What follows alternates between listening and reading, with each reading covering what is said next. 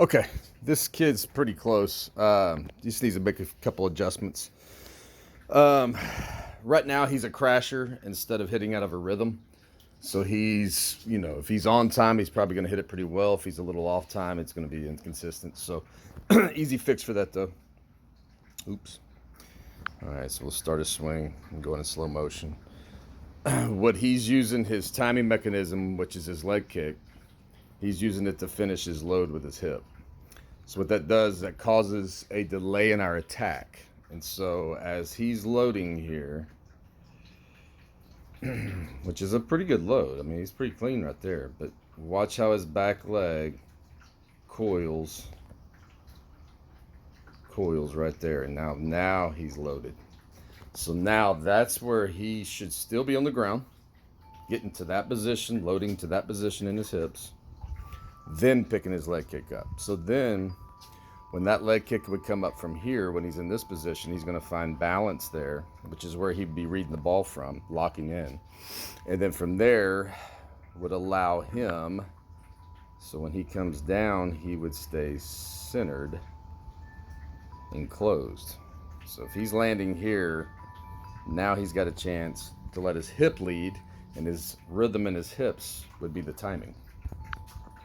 Instead, because he has this little hiccup and a little delay in his attack because he's still loading, he has that hiccup right there, which stops his rhythm. And now his rhythm turns into the crash, which usually creates a little slight opening of the front side, front knee, front foot, front hip, collapsing of the backside, and then losing all of our power. And again, the hands will get a little out front with that. But path to the ball, pretty darn good. But what we're wanting is our hip creating the bat path by him leading. With his hands, pretty good. I like how still he keeps them nice and quiet. I'd like them more loose so they're actually moving because of relaxation when he kicks. And maybe get him a little more back because when he lands, he's leaked right there. Let's see if we had him clean and he's landing here, pre-centered. His hands should be on top of that back foot right there. That would give him the true launch position where he's driving the ball in the gaps and all that good stuff. Easy fix though, because this kid's already close. So again, the things I would be working with him on is getting him to where he's picking his foot up to time there, where he's completely loaded right there. Everything's loaded, his core's loaded, his front side's in.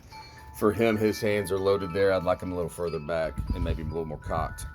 But overall right there, that's the last I'm worried about is this. I would be more worried about these, is getting the hip right. And so getting him there to create that balance here on the ball when he's reading the ball, plus now he can stay in rhythm.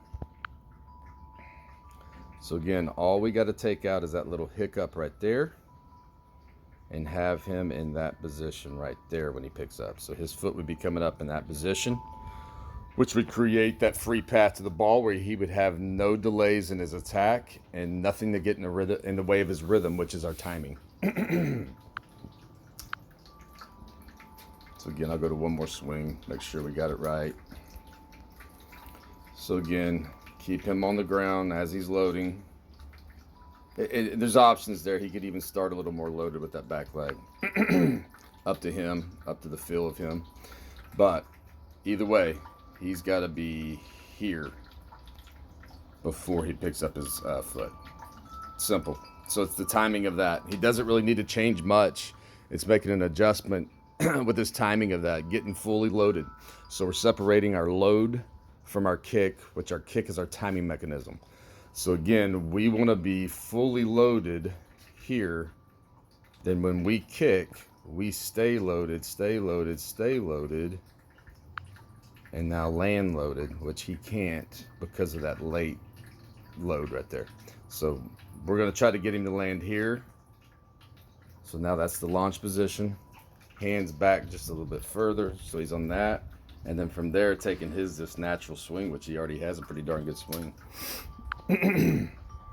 So that instead of him being there, again, I'm going to show it again.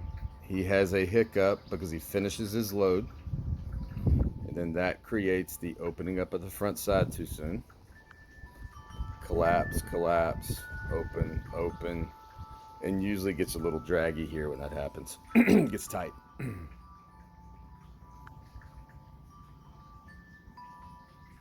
Yep. So again, let's go back just to swing right there. So once he's on the ground here, even though he's opened up a little bit, he's been taught well. He's got a good path to the ball, so he's throwing his hands, throwing the knob through the ball right there. So again, the last things I'd be worried about with this kid is his hands, other than getting them back and relaxing, which every young hitter we need to talk about is relaxing with that. But the big thing with this kid is getting him clean on his timing. So again, when he's reading a ball, he's not doing this, flinching. He's actually going to be in a balanced position reading that ball. And so there would be, again, no distractions on our eyes. Nothing's going to kill our rhythm there.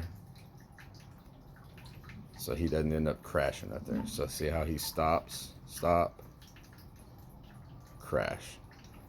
So easy fix. All right. Thank you.